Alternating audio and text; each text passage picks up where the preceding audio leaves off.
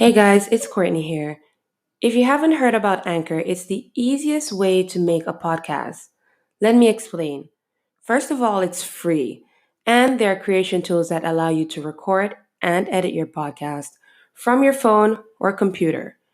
Anchor will then distribute your podcast for you so it can be heard on Spotify, Apple Podcasts, or wherever you listen to your podcast. You can make money from your podcast with no minimum listenership. It's literally everything you need to make a podcast in one place. Download the free Anchor app or go to Anchor FM to get started. Welcome to the Black Standard Podcast. The Black Standard Podcast is an Afrocentric, Pan-African show that aims to normalize Black finance and wealth. And we share useful information on African history, current and global affairs, entrepreneurship, business, and Black culture and achievements. If you're looking to discover your roots while learning about the greatness hidden in the African race, or if you're from another race and you're interested in learning about our culture, then this podcast is perfect for you. Here at the Black Standard Podcast, we are all about raising the bar and setting the standard. Here is your host, Courtney Ann Wallace.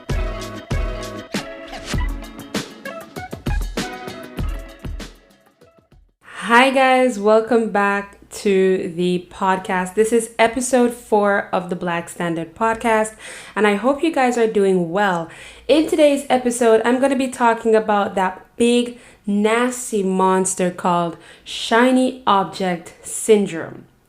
Before we begin, I want you to repeat this daily mantra with me. I'll be doing this in every episode, and if you listen to the previous ones, you have an idea of what's coming up next. The mantra goes like this: I am happy to be alive. My heart is clean. My mind is open. I am ready to receive. So I want you to repeat it with me, okay? Are you ready? I am happy to be alive. My heart is clean. My mind is open. I am ready to receive. All right, so our quote of the day is by the one and only Jay-Z. He said that a wise man once told me, don't argue with fools because people from a distance can't tell who is who. Okay, so before I begin, let it be known that this episode is for my entrepreneurs. If you're in corporate, you can stick around. This applies to you too, but I really had this on my mind for quite some time, and I put it on the content schedule, and I really couldn't let another week pass without doing an episode on this. So first of all, what is shiny object syndrome? Shiny object syndrome is the nasty habit of chasing something new, something trending, rather than to just stick to the business or plan or actually give it the new idea, some thought before jumping into it. So have you ever come across some people where every time you see them, they have a new business or there was always something wrong with the previous one? So they sound like this. Oh, selling hair it's too saturated. Or selling clothes doesn't make any money. No one's going out right now. Oh, making an app, it was too difficult. And I'm not referring to those who genuinely realized that their passion wasn't in a particular industry and they moved on. I'm referring to those people who are only interested in the results and not the work. And so everything that's glamorized on social media, they hop right onto it, but they only see, the new car. They only see the flashy clothes. So they're thinking, oh yeah, she's gotta be making money doing that. I gotta do that. And so they buy the inventory with no business plan, no marketing strategy, and then they're stuck with inventory and they're not selling and they're thinking that the business is the problem or the industry is the problem. Something else comes along and then they're like, oh, I'll just try something else. Shiny object syndrome, right? So the reason why they call it shiny object syndrome is because it mimics that of a toddler when they see keys or something shiny or glowing, and they want to touch the object, they want to hold it, but they quickly lose interest as they have the item for such a short period of time. So now that we know what it is, how do you know if you have it or if someone you know has it? Okay, so we're going to move into the intervention section of this episode like we see on TV. I'm here to tell you the signs of shiny object syndrome. So let's figure out if you need to check yourself. So number 1, you have a bunch of ideas or I want tos, but none of them were ever executed. They're all still ideas, and the problem isn't money, it's not resources, it's just sheer procrastination. You know those one day people, like, oh, one day I'm gonna have a house of my own. One day I'm gonna start my business. Oh, I've always wanted to do that. One day I'll do it. They never actually start. Number two, you're constantly starting something new, but you never finish them. Most people with shiny object syndrome, they don't want to work too hard, and they just want results. And so everything in life takes hard work, even scamming, ladies and gentlemen, even scamming. You're doing course after course. This is number three. You're doing course after course for different things. You're signing up for different schemes. Did someone say Forex mentorship? Did someone say iBoomerang?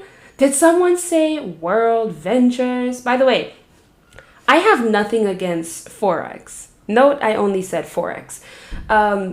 Be mad at the course selling junkies. Don't be mad at the actual market. There's nothing wrong with the foreign exchange market. Forex is not the name of a course. It's not the name of a mentorship. It's the name of the market. So be mad at those people. But number four, you don't stick to things. And as soon as things get hard, that's it. You're done. I'm over it. You don't want to stay up late and research. You don't want to get up early to do deliveries. And you don't want to plan your content. And last but not least, number five, you have a bunch of productivity apps on your phone or your computer, like Google Docs, Google Sheets, Trello, Canva, Instasize, but again, you never use them. So how do I resist, and how do I focus on what's truly important? So the reason why this isn't a good practice is because you never really get anything done. You don't spend enough time to become good at something, you don't dig deep enough, and you're not planted deep enough in the industry, and so you're extremely busy, but you're not being productive. So 3 tips, I'm going to give you 3 tips to resist shiny object syndrome. Number 1, look past the trend. Is this something I can get long-term value from? Do I see myself being a beep for the next 10 years?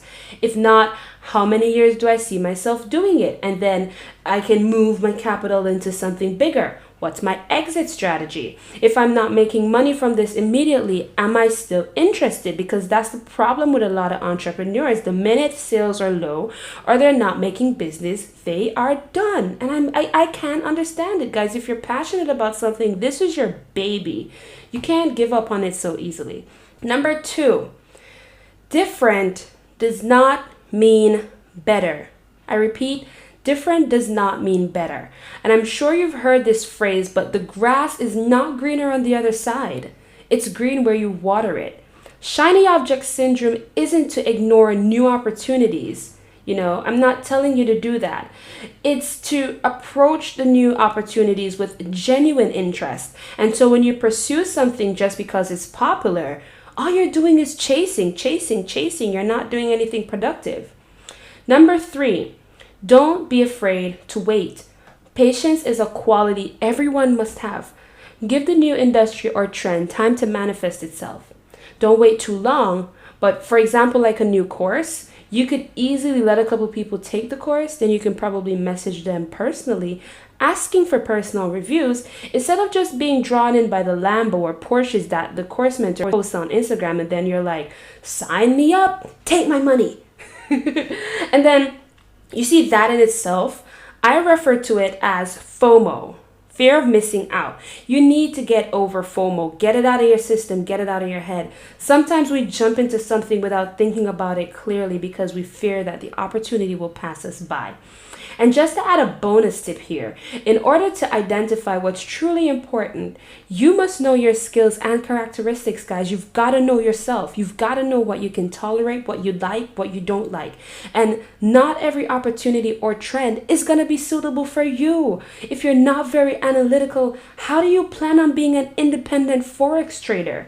If you don't plan on improving on that shortcoming, then that's just not for you. You know what I'm saying? If you don't like being on your phone, how are you going to be a YouTuber?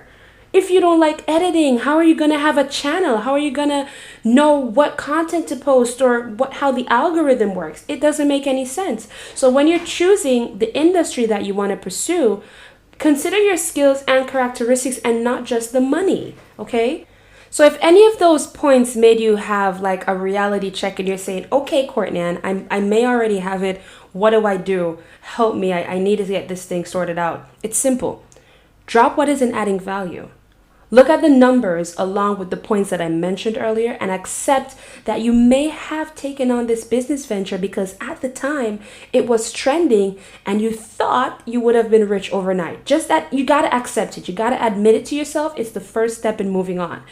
Don't be afraid to walk away from something. A lot of us are too emotionally attached to our business or job. And so even if the damn thing is putting us in debt, we don't want to close it because what?